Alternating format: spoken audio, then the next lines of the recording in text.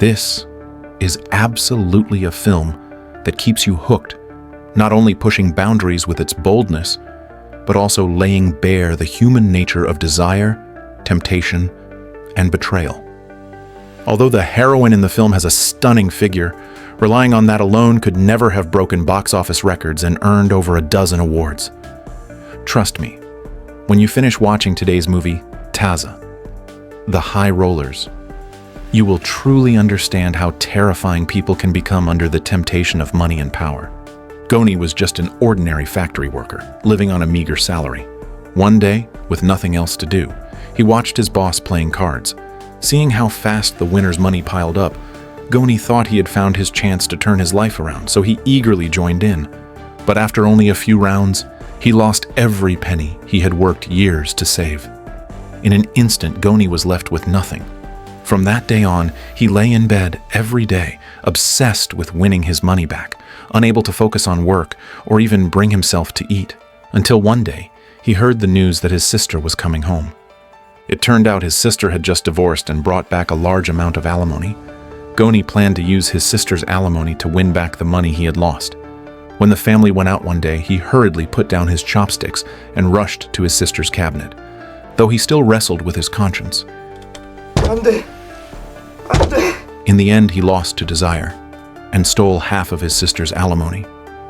At that moment, Goon was already imagining what it would feel like to be rich, but reality is always harsher than fantasy. Soon he lost again, leaving himself with only enough money for a cab ride. That night, consumed by his addiction, he didn't stop. Instead, he went back home, stole the rest of his sister's money, and returned to the casino.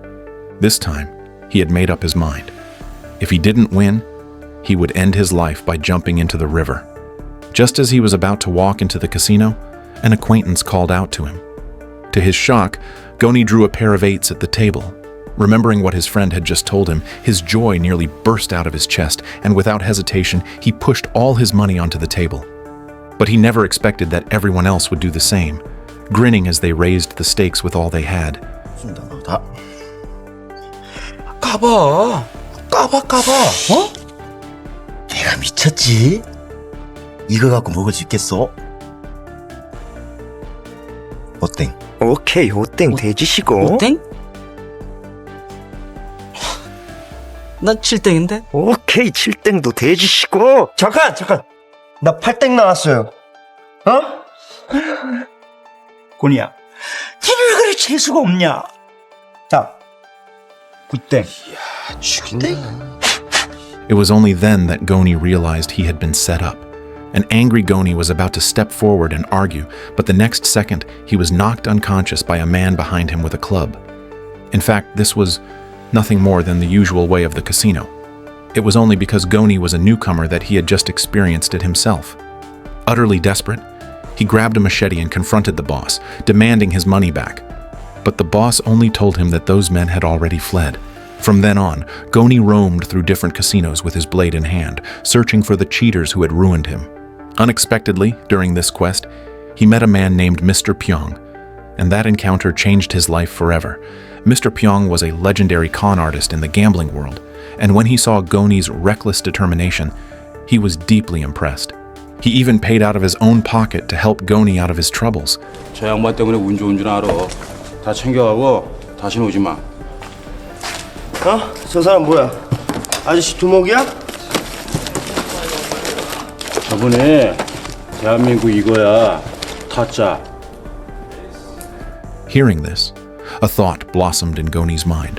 He wanted to become Mr. Pyong's apprentice, reclaim his losses, and escape the grip of poverty. When Goon came to visit, Mr. Pyong asked him to hold out his hand. Goon did as he was told, extending his right hand. 넌 화토 배우지 말라. 길에서 객사를 팔잖아, 야. Without another word, Mr. Pyong turned around and shut the door. The next day, when Mr. Pyong stepped out to leave on his bicycle, he was shocked to see Goon still waiting at his doorstep. As Mr. Pyong walked out, Goon hurried after him. Though Mr. Pyong repeatedly warned him that this path could cost him his life, Goon didn't care. His mind was fixed only on winning back his fortune. Seeing how stubborn he was, Mr. Pyong decided to test his courage. 저치한테 한번 죽도록 맞아보고 와서? 예. 근데 왜 그래야만 하나요? 뭔 이유가 있어서 돈 잃고 매 맞아서 이 새끼야? 이씨.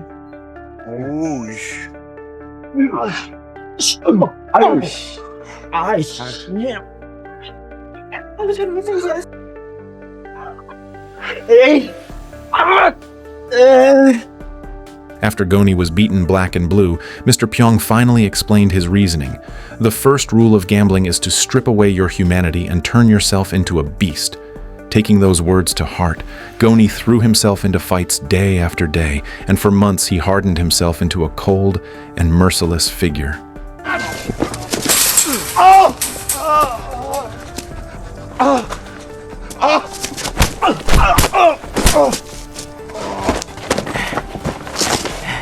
When Goni returned to Mr. Pyong covered in wounds, he knew clearly what Goni had been through.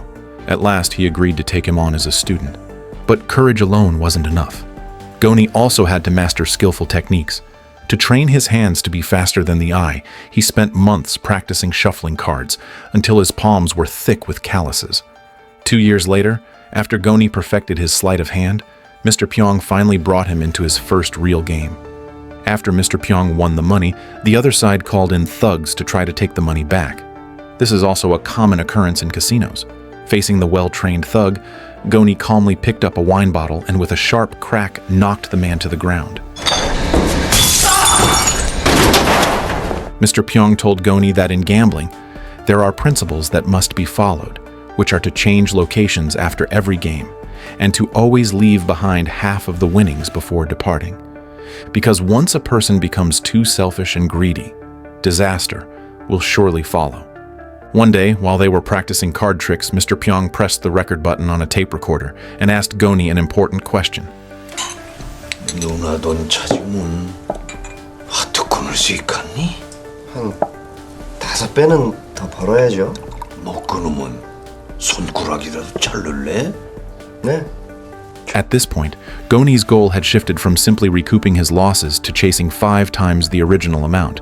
It was clear that desire was slowly devouring Goni. The next day, Mr. Pyong took him to the big city of Busan, where they met Madame Jong.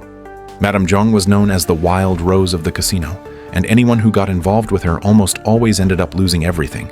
If not for Mr. Pyong's strict principles, he might have fallen into Madame Jong's hands hundreds of times already.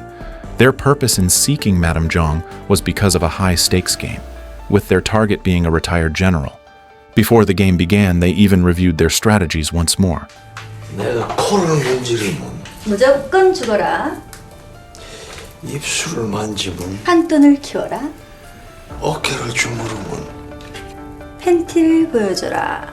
하나도 안 변했네.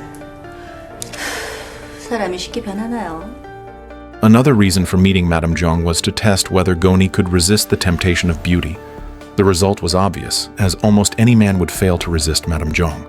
From that day on, Madame Jong completely changed Goni's life. With their cooperation, the game went extremely well, and in less than a day, they won all of the general's wealth. Because the general was so carried away, he even put up his own pistol as a bet. Seeing this, Mr. Pyong touched his nose and signaled to Madame Jong and Goni to stop. Unexpectedly, Goni agreed to continue, spurred on by Madame Jong's hint.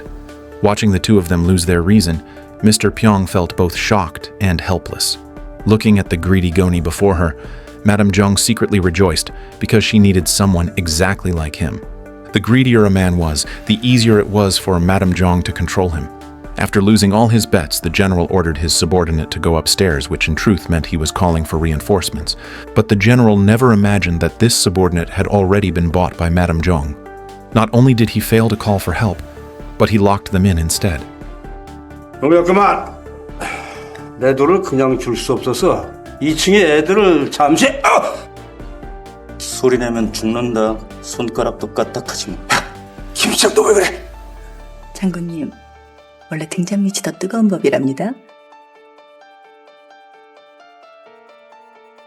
As soon as they stepped outside, Mr. Pyong slapped Madame Jong across the face.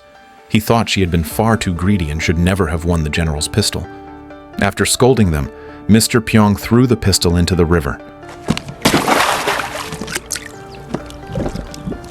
From this game, Mr. Pyong was deeply disappointed in Goni, and he told him that since he had already earned enough, he should stop following him. Seeing her chance, Madame Zhang quickly opened the car door, trying to lure Goni to her side. But worried for Goni's safety, Mr. Pyong called him back. Wanting to give him one last chance, Mr. Pyong handed him a knife and told him to cut off one of his fingers. Though hesitant, Goni finally carried the knife into a nearby restroom. He pressed hard for a long time, but in the end couldn't bring himself to do it.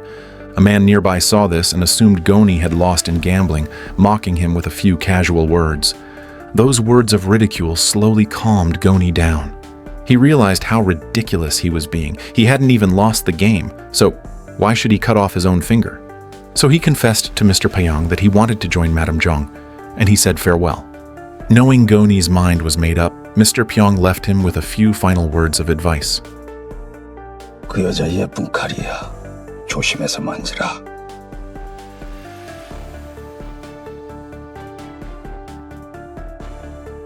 마지막 원칙. 이 바닥엔 영원한 친구도 원수도 없어. Unfortunately, Goni never took those words to heart, which ultimately led him down a path of no return. After joining Madame Zhang's team, they began working together, relying on their advanced cheating skills to rake in massive profits. Every day, piles of cash poured in. They made so much that even the trunk of the car was stuffed full of money. Goni quickly adapted to this life of indulgence, driving luxury cars and drinking fine wine. One day, filled with joy, Goni suddenly received a phone call telling him that his mentor had been killed. Shocked by the news, Goni rushed to the morgue, only to find that Mr. Pyong's arm had been severed. This instantly reminded him of something Mr. Pyong had once told him. 화투하면 대한민국에서 딱 3명이야. 경상도의 짝기, 전라도의 아기, 기하고 전국적으로 나. 아기의 평생 소원이 뭐이가? 아기는 지금도 날 쫓아다니고 있어. So Goni concluded that it was likely Agui who had done it. To avenge Mr. Pyong, he spent a fortune hiring a private detective to investigate. That day, a clumsy con artist showed up at the casino, and Goni easily saw through his cheap tricks. Assuming the man was just a small-time hustler, Goni didn't pay much attention. But suddenly, the alarm blared. This turned out to be the man's real scheme. He had already called the police before coming, planning to grab all the cash during the chaos. Madame Zhang, who had connections there, was unfortunately caught and sent to prison. Only Goni and the man managed to escape by climbing across the rooftop.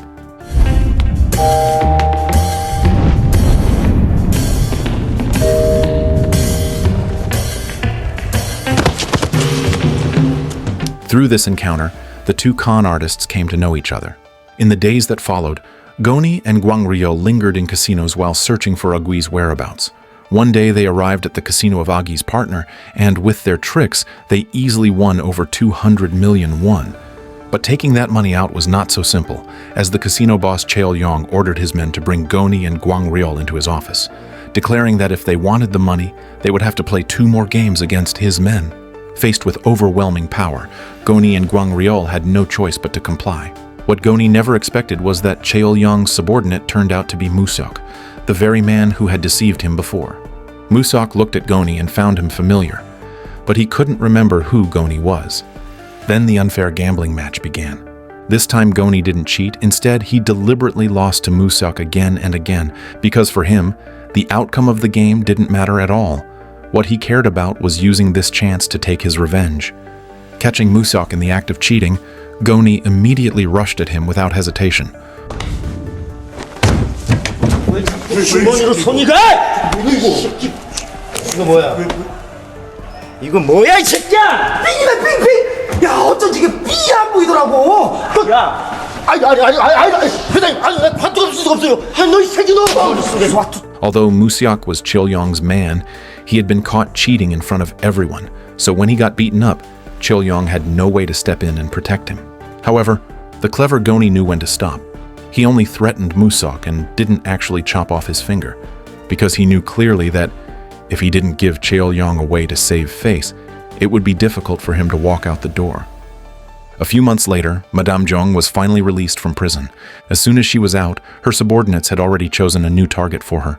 The man worked in the mining business, he was very rich, and most importantly, he also loved gambling. they planned to use a gambling scheme to drain him of all his wealth. With Madame Zhang's looks and figure, it was easy for her to reel him in. She wore something alluring, purposely spilled the man's drink, and used the opportunity to get close to him. Seeing the young and beautiful Madame Zhang in front of him, the man naturally couldn't resist and soon became friends with her. When everything was ready, Madame Zhang began recruiting new members. She interviewed many gamblers, but always felt something was missing. So she ordered her subordinates to track down Goni, believing that only he was fit for the job. Within a few days, they found Goni's whereabouts, and Madame Zhang rushed to him. But to her surprise, Goni already had a new girlfriend and was living a happy life. So when Madame Zhang made her request, Goni, who was already financially free, refused without hesitation. Being rejected by someone she had once lifted up, Madame Zhang could not swallow her pride. So she called her men, telling them to steal Goni's car, knowing that he liked to hide his money inside it. She then sought out Agui, secretly joining forces with him to set up Goni's friend Guangrial, crippling his right hand with a knife. Goni knew at once that all of this was orchestrated by Madame Zhang. Helpless, he was forced to agree to her request. But when he finally arrived at the casino, Goni discovered that his opponent was none other than his sworn enemy, Agi. It was clear this was a battle of life and death. Throughout the game, Goni refused to cheat and kept losing hand after hand, because he knew Agi was waiting for him to make a move. What Agi enjoyed most wasn't winning money, but the cruelty of tormenting others. Even as his chips dwindled away, Goni remained calm, his face showing the confidence of someone who already had victory in hand. Finally, when the game was about to reach its end, Goni began to show his dealing skills, quietly reciting Mr. Pyong's mantra. 그 화장실에서 본 그 손가락. 그래, 평경장 잘 기시고? 죽었어. 어쩌다가? 기차에서 떨어졌다네. 오른팔이 잘려서. At that moment, Goni sensed something was wrong because he had never told Madame Zhang how his mentor had died. It turned out the killer was not Agi, but Madame Zhang herself. Goni concealed his fury and focused on finishing the game, ready to avenge Mr. Pyong. But suddenly, Agi grabbed Goni's arm. 내 패하고 정마담 패를 밑에서 뺐지. 내가 빙다리 핫바지라 보이냐 이 새끼야. 증거 있어? 증거? 증거 있지. 너는 나한테 굿땡을 줬을 것이요. 그리고 정마담한테 줄려는 거 이거 장짜리 아니야? 자, 모두 잘 보쇼. 정마담한테 장땡을 줘서 이 판을 끝내겠다. 이거 아니야? Even when Agui accused him, Goni flatly denied it. In the end, to prove the truth, they held down one of Madame Zhang's other cards and each staked their right hand. If her card beat Agui's pair of nines, it would prove that Agi was right and Goni had cheated. But when Agi confidently revealed the card, he found it was not higher at all. Agui froze in shock, never imagining that Goni had deliberately faked a cheat just to trick him. Since the card could not prove Goni was cheating, Agi had no choice but to accept punishment. Just as Madame Zhang was about to celebrate her victory, Goni spoke a few words that left her completely panicked.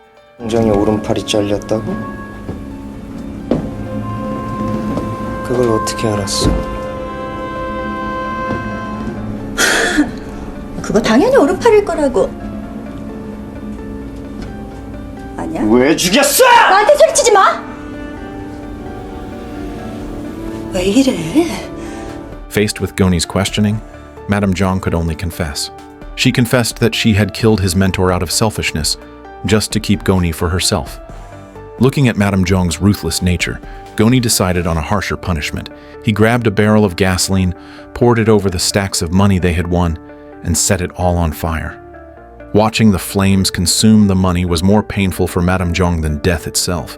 No matter how desperately she tried to save it, all her efforts were in vain. Furious beyond control, she stormed out with a gun in hand. 그대로는 못 가! 그녀한테 가는 건 좋은데 그 돈은 내려놓고 가! But Goni, seeing her driven mad by greed, didn't even bother to respond. 그 돈은 놓고 가! 쏠 수 있어! 쏠 수 있어! Fortunately, the bullet didn't hit a vital spot, and Goni eventually left with Guangriol by car. He took Guangriol to the hospital. Just as they were about to part ways, Goni learned that Guangriol had been lying all along and was never really his hometown friend. It was only then that Goni realized that the gambling world was filled with nothing but lies and betrayal. So he decided to escape it all and leave this life behind. But fate wasn't finished with him yet. As he boarded a train to leave, assassins suddenly attacked.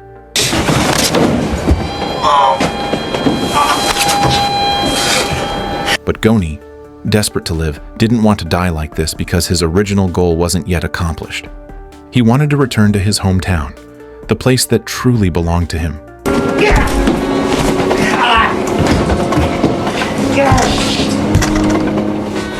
The two fought from the front of the train to the back, and during the struggle, they both accidentally fell out of the train. At the critical moment, Goni's backpack saved his life. But as he struggled, piles of money burst out of the bag, flying everywhere. Watching the bills scatter into the wind, Goni finally understood that none of it ever truly belonged to him. He let go and fell heavily from the train. The swirling money drifted like the fading dreams of gamblers, slowly vanishing into nothingness. At the end of the story, after learning of Goni's death, the police brought Madame Zhang to identify the body. She took one look and declared it was Goni, but in fact, the corpse was one of her own men who had been sent to kill Goni. Though she knew her plan had failed, a strange joy welled up in her heart. Perhaps in that moment she finally realized just how much Goni truly meant to her. Through these characters' experiences, the story shows us the complexity of human nature, and when Goni chose to burn the money and leave this corrupt world behind, it became his way of seeking redemption. He tried to break free from the chains of desire, to reclaim his humanity and dignity, showing us that even in the darkest depths, there is still the possibility of awakening and redemption. On a deeper level, Tazza is not just a film about gambling. It is an exploration of human hearts and desires. Gambling is only the surface. What it truly exposes is the weakness and madness of people consumed by greed, willing to abandon everything for profit. It also invites us to reflect. Are we too, in real life, caught in invisible games of chance, driven by desires that make us lose sight of who we really are? That's all for today's story. See you next time.